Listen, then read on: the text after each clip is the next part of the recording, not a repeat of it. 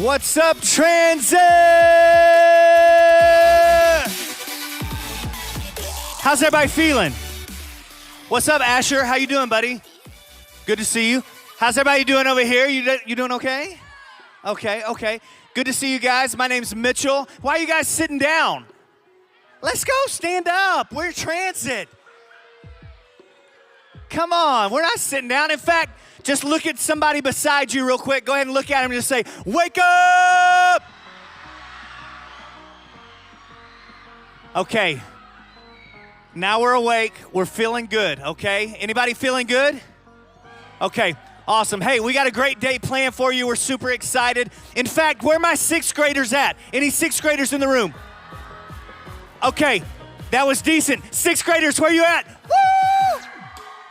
Okay, sixth graders, you need to know about sixth grade camp. If you haven't signed up yet, you need to know. Tomorrow, the prices go up. The prices go up, so tell your parents to sign you up for sixth grade camp. You do not want to miss. All right, hey, something else cool coming up, July 30th. Somebody say July 30th. Here we go. Okay, that's a Friday night. What else you got to do on a Friday night but be here for Disco Olympics, okay? Disco Olympics. It's the first time ever. It's going to be amazing. You're going to want to be here. In fact, real quick, can I ask you a question? What's your name? Eli, what's your favorite Olympic event? Basketball? Anybody else? Basketball Olympics? No, kind of. What's your favorite Olympic event? Swimming? Anybody on swimming? Okay, we're not going to be doing that at Disco Olympics, but it's going to be amazing. You're going to want to be here, all right? Hey, today we're in a series called Space. We're talking about trust today, okay? Now, if you look at your neighbor real quick, do you trust the person beside you? Okay? Here's what I need. I need everybody to pair up with somebody beside you. That's two people. Two people. Let's go. Pair up. Two people. We're going to see if you trust each other. Oh, here's my pair. Everybody say, what's up, Caleb? Hey, will you be my, you'll be my, okay. So, if you don't know, I trust Caleb a lot. I love Caleb. Caleb loves me. You trust me? Caleb trusts me too. And so today, we want to figure out if you trust and can trust the people beside you. So here's what you're going to do. One of you just going to turn around like this, and you're going to go. Whoa! Okay? I didn't even have to stand back up. He threw me back up. That's how much I trust him.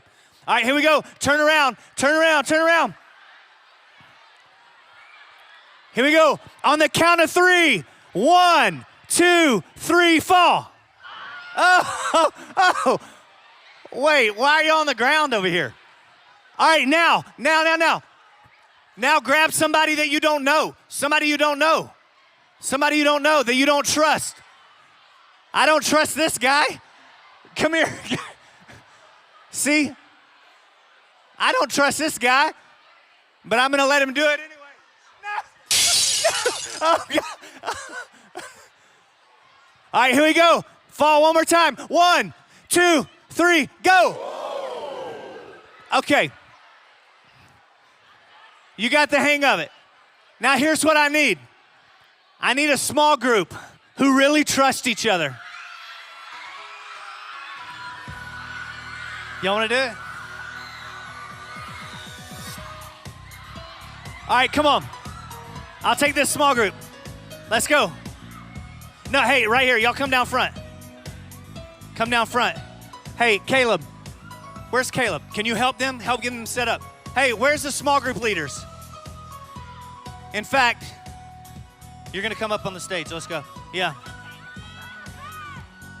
All right, give 2 lines right here. All right, listen, come here. All right, what's your name? Caitlin. Everybody say hey to Caitlin. All right, now listen, Caitlin. Hey, grab her arms. Now listen. Hey girls, let me ask you a question. Do you trust Caitlin? Y'all trust her? Y'all like her? Okay, cool. I trust her too. Hey, you want to get on the back end of that real quick? Now listen, do you trust these girls? I do. You think you could fall in their arms right now? So here's what you're going to do. You're going to turn around, put your back right there. Go ahead, stand right there. All right, now listen. All right, listen. Caleb, you got the back end of that? Listen, y'all just be real strong, okay? Be real strong. Be real strong. All right, okay, on the count of three, we're gonna see if they trust each other. All right, listen, this says a lot about you. Do you trust him? Don't jump, just fall. Okay. Just fall, and we're gonna go with her, okay? Here we go in 3, 2, 1, go. Oh! Yeah, see? It worked. Give it up for these girls, way to go, girls. All right, hey, listen. Today we're talking about trust. We're not gonna make you fall anymore, but we're gonna have a good time talking about it. Hey, we're gonna give it up to the band real quick. Let's sing, have fun. Glad you guys are here with us. Here we go. Woo. How you doing, Transit? Okay, for this one, I need you to sing. I need you to dance. Come on, let's sing it out together. Woo. I live my life to the limit. Woo. I'm at the end of myself. Woo. I see the end and I know below me. Your love is waiting to catch. I'm falling into you. Come on. 'Cause no one's gonna love me like you do. Alright, hey, I've got nothing to lose, so I can't stop, won't stop falling into you. Alright, yeah, come on. The rush I felt in the free fall, when I lost control of my life. Jesus, I know that you've always had me. Your love is never in doubt. I wanna love you like you love me. I wanna love you like you love me. I'm falling into you. 'Cause no one's gonna love me like you do. Alright, yeah. I've got nothing to lose, so I can't stop, won't stop falling into you. Alright, yeah. Come on.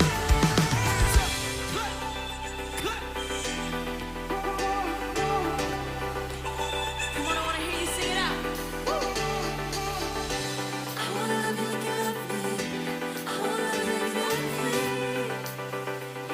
Yeah, I'm falling into you. 'Cause no one's gonna love me like you do. Alright, yeah. I've got nothing to lose, so I can't stop, won't stop falling into you. Alright, yeah. I'm falling into you. 'Cause no one's gonna love me like you do. Alright, I've got nothing to lose, so I can't stop, won't stop falling into you. Alright, yeah, I'm falling into you. I'm falling into you. I'm falling into you. Come on. I'm falling into you. I'm falling into you. I'm falling into you. Hey.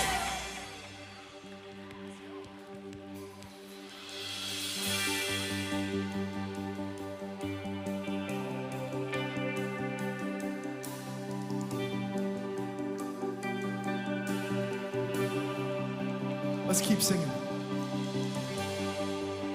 Worthy of every song we could ever sing. Worthy of all the praise we could ever bring. Worthy of every breath we could ever breathe. We live for you.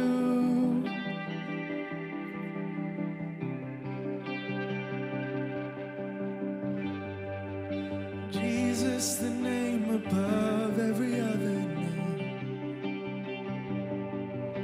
Jesus, the only one who could ever save. Worthy of every breath we could ever breathe. We live for you.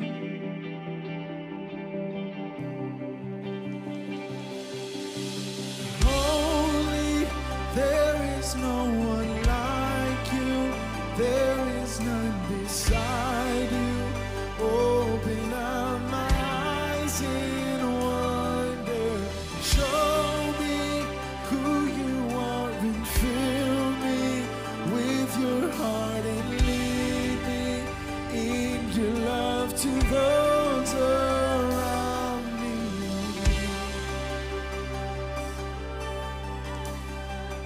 Sing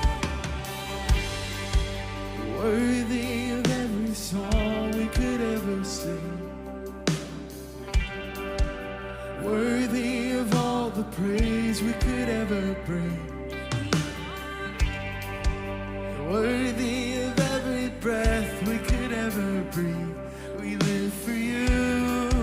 Oh, we live for you. Yeah. Holy, there is no one like you. There is none beside you. Open up my eyes in wonder. Show me who you are and fill me with your heart and lead me in your love to those around me.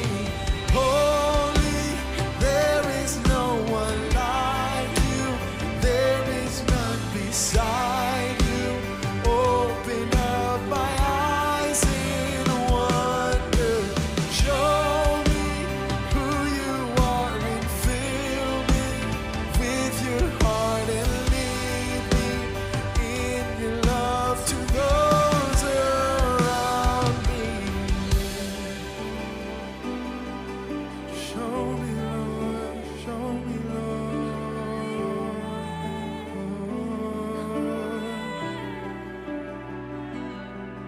And I will build my life upon your love. It is and I will put my trust in you alone. And I will not be shaken. And I will build my life upon your love. It is a firm foundation. And I will put my trust in you alone. And I will not be shaken. And I will build my life upon your love. It is a firm foundation. And I will put my trust in you alone.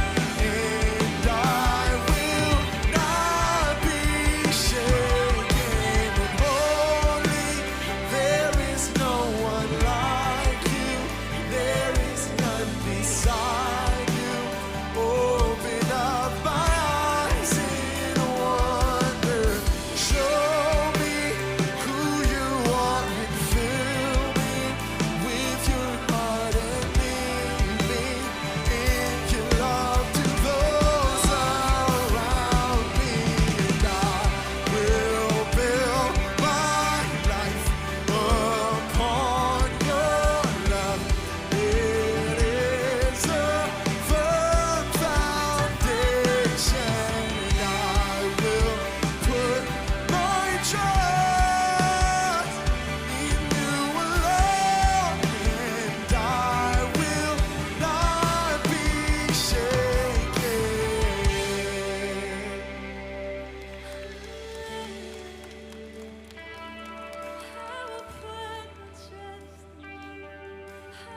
Oh, let's sing the bridge again. I will build my life. And I will build my life upon your love. It is a firm foundation. I will put my trust in you alone. And I will not be shaken. Y'all, let's pray together. God, thank you for every single person that made it here this morning. Thank you for another morning that we get to spend together, spend with you. God, would you teach us what that love is, that love that we just sang about, that love that we want to build our lives upon. I don't even fully understand it, but I've experienced it. And I think it'd be awesome if every student in here got a chance to experience it and look for it further. So God, would you let us experience your love this morning? And would you teach us how to build our lives upon it? God, give us ears to ear whatever you have to say to us this morning. We love you. We pray this in your name. Amen. Y'all can take a seat.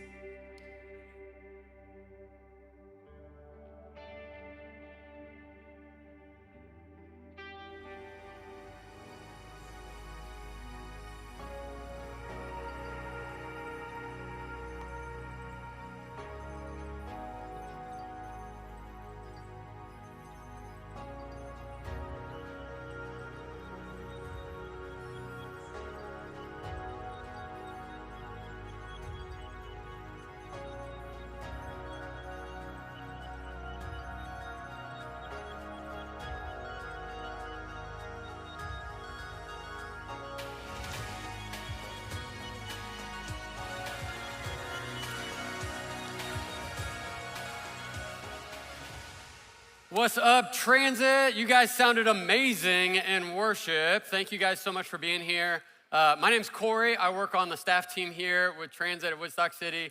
And just on behalf of our whole team and our leaders and everybody here, thanks for being here. We got a full room. You guys sounded amazing during worship. We're pumped to be here this morning, so thanks for being a part of it. As Mitchell said earlier, we're starting a brand new sermon series this morning, all about trust, and really what it's about is your family, and even more than just your family. It's a series for the next few weeks that we want to talk about your relationship with your parents. And I know that's I don't want to talk about that for 3 weeks. That's a long time. Trust me, it's worth it. A lot of the stuff we're going to talk about, I wish I would have learned earlier. Some of it's going to be really cool and helpful. But really what we're talking about is your parents. Maybe that's your mom, your dad. Maybe that's a stepdad or a stepmom. Maybe that's your aunt or uncle or grandma or grandpa. Whoever is at home that cares about you, that cares for you, that's who we want to talk about for the next few weeks. Because what we know is true, and I've lived this very firsthand experience, in middle school, your relationship with your parents gets tough. It gets a little bit more tense. I have a story that I like to tell, and it's kind of a story for another time, but when I was in middle school, I came home from school, and you know those big, nasty outdoor trash cans that you put all your indoor trash into the outdoor trash can, and then you take it to the curb? Those ones that are outside your house? I came home from school. My mom has put the outdoor trash can in my bed with the other trash around it. And I'm talk about tense. I'm Mom. And I think I even took the trash can there, and then I went and put it in her bed just to get back at her. I deserved it. There's a lot more to the story that we can talk about later, but looking back, I'm I deserve to have the trash can in my bed, but that was a tense situation. And I think the reason why our relationship is so tense with our parents sometimes is that we're not kids anymore. Middle schoolers, you are not in Upstreet, you're not in Wombaland, you're not a kid anymore, you're in Transit, you're a middle schooler, you're growing up, but you're also not an adult. And so you're caught in this weird place of going, I want so much more, I'm not a kid, but then what do we do with that? And it's this tense moment with your family. But we know and we believe your parents are not your parents by mistake. It's not an accident. God knew what he was doing when he was putting your parents in your life, for better or for worse. Sometimes that's a good thing, sometimes that's difficult, but we don't just want to fight through it and hope for the best. We want to get it right. But a lot of times in middle school, we say this phrase over and over again. We say, I want more space. I want more space. Just leave me alone. I want to be left alone. Maybe you don't say the word space, but maybe you say, I want more independence. I want to be less restrictive. Maybe you say, I want to do what I want when I want to do it. Don't tell me what to do. Just give me more space. So you're in the middle of an argument with your parents and yelling back and forth. In the middle of that heated moment, you go, just give me more space. Just want to be left alone. So you go to your room, they run away, you fight harder. But I don't think you're actually looking for space. What I think you're looking for is this: freedom. You're looking for freedom. Space is kind of negative. It's you're by yourself, you're isolated, you're alone, you have no support, you have so much space, it's not good.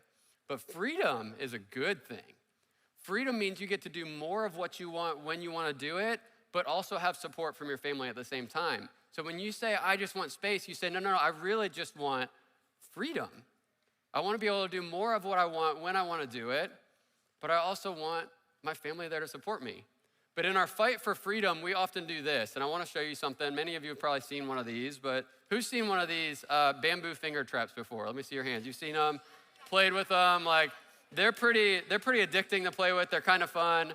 I really hope I can figure it out because otherwise I'm giving the rest of the message like this all morning long, and that would not be good. But here's what you do.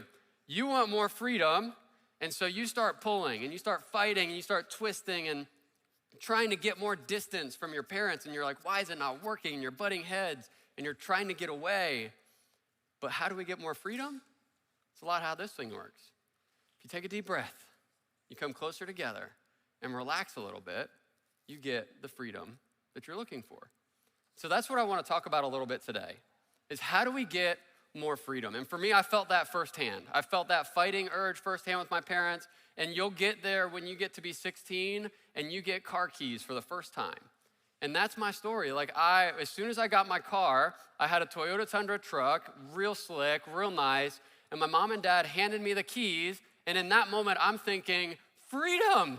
Like I get to go do anything. I got these keys, I got wheels, I can go do anything with anybody and have a ton of fun.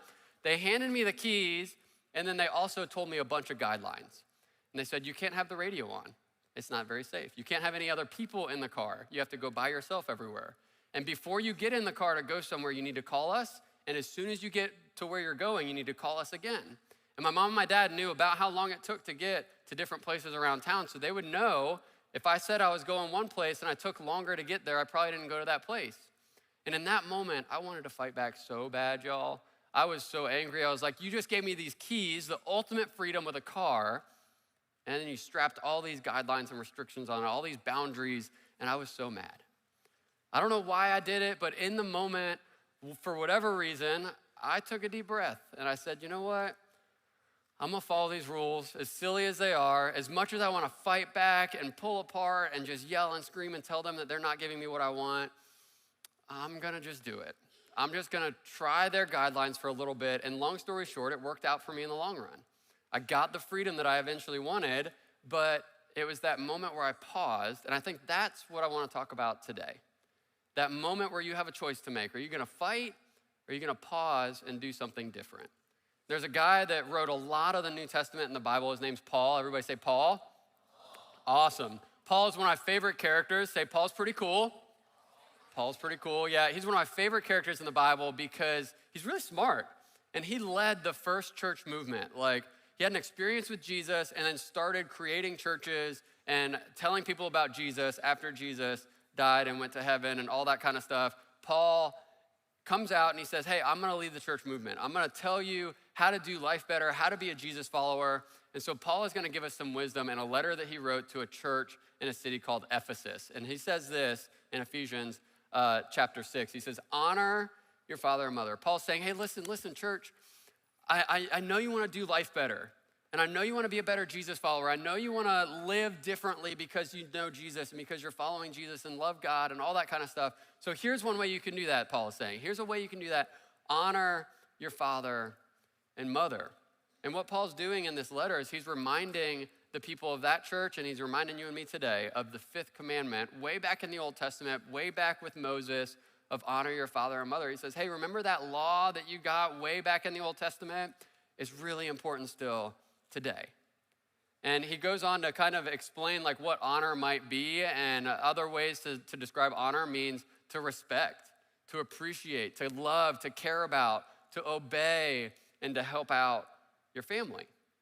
He's saying, hey, you wanna be a better Jesus follower? You wanna do life better? You wanna have better relationships with your family? Respect them, love them, care for them, go out of your way to serve your family, respect their guidelines when they give them. Now, this sounds like a great one-liner. It's a Bible thing, and you're like, yeah, I gotta do that thing. But this actually plays out in real life as well. There's a couple of people way back in biblical times that this worked for, and it still works today. So I wanna tell you about two women in the Bible. Their names are Ruth and Naomi. And Ruth and Naomi are some of my favorite characters in the Bible. Ruth is Naomi's daughter. And Naomi is Ruth's mother-in-law. And so they're not like biologically related. It's a mother-in-law kind of thing. Ruth marries into their family. But a lot of different things go on between this dynamic of Ruth and Naomi. And they get to a part where Naomi tells Ruth, Ruth's mom basically comes to her and says, hey, you go. Like, you go back to where you came from. Things have gotten really messed up around here. Like, our family's kind of fallen apart. You go back to where you came from and leave me here. I'll be okay.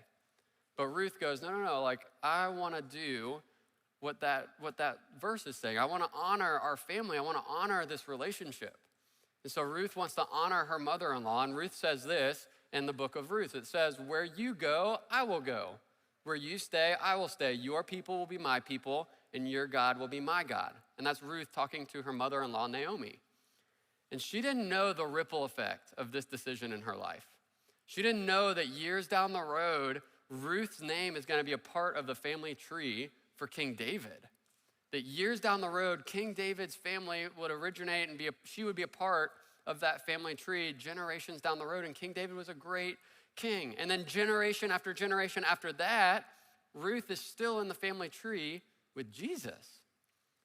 And I wonder if Ruth, I don't think she had any idea what that decision to honor her mother-in-law and say, no, where you go, I go, where you stay, I stay. I want to honor you, Naomi. I don't know that she knew where that was going to lead, but it led to some pretty incredible places. Now, I'm not saying for you that if you honor your mother and father, you're going to be in the family tree with the Messiah. But what I am saying is you have no idea what God will do with your seemingly small choice to honor your parents today. And again, this is true in my life. I mean, go back to my car story where I got those keys when I was 16, all those guidelines. I was really angry, wanted to fight back. I didn't. And I said, I'm just going to honor. And I don't know why I did it, but I did those guidelines. And here's the thing, y'all. It didn't last for very long. It was maybe like a week where I had to call my mom before I left and call my dad when I got there. And I had no radio, no friends. And then I got a ton of freedom. And I got to go anywhere. I got to have a whole CD binder of like 30 million CDs because it was before iPhones and iPods. And that was what I grew up in when I was 16, like all these CDs, flipping over. We were rocking out, all my friends in the car, going to the beach, all over the place. So much fun. But here's what I didn't know God was gonna do with that decision that I was gonna honor my parents way back when I first got those keys.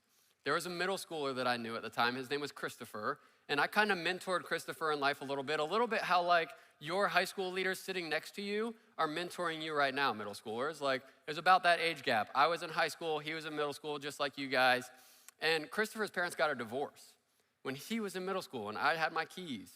And when things got really ugly for Christopher at home, when his parents were fighting and when the divorce was just getting crazy, I was able to ask my mom, hey, can I go pick up Christopher? Can we just go drive? And so he would call me up sometimes in the middle of the night and be like, man, I just gotta go. Like, I gotta get out of here. And I'd jump in my truck and go get Christopher. We'd go for a drive. We'd listen to music. We'd go to the beach. We would just ride around and talk about life and just figure things out together. And I would help him through life. And I don't know if I would have been able to do that for Christopher if I was fighting and arguing and running away from those things that my parents asked me to do when I first turned 16. I don't know if that would have happened, but I was able to do that, which is really, really incredible. We have no idea, just like Ruth had no idea. I had no idea that's what God wanted to do with my decision to honor my parents. So as we wrap up this morning, I want to give you an idea of what this could look like for you. And I've got these jars here. And this is now. So this is what it looks like for you. Maybe you don't have your keys yet. You don't have your car yet. But as you're in the search for more freedom, what's Paul talking about? He's saying you've got a jar full of decisions to make. Like, all of these little pom-poms are decisions. And so you can choose to honor or you can choose to fight. And every time you waste one of these decisions, you are just throwing it away. You're not gaining anything, you're losing, you're taking things out of this jar, and it's a waste. But what if instead we can listen to what Paul is saying and we can begin to honor our parents? If they ask you to do something, you just do it. If they ask you to help them with the groceries, you just do it. If they ask you to stay off your phone, you're like, cool, I'm gonna honor that for a little while. And we'll see, instead of fighting, I wanna just love my family. And you're starting to make all of these decisions that are loving your family and caring for your parents and listening and helping them out, going the extra mile. And you see what's happening here?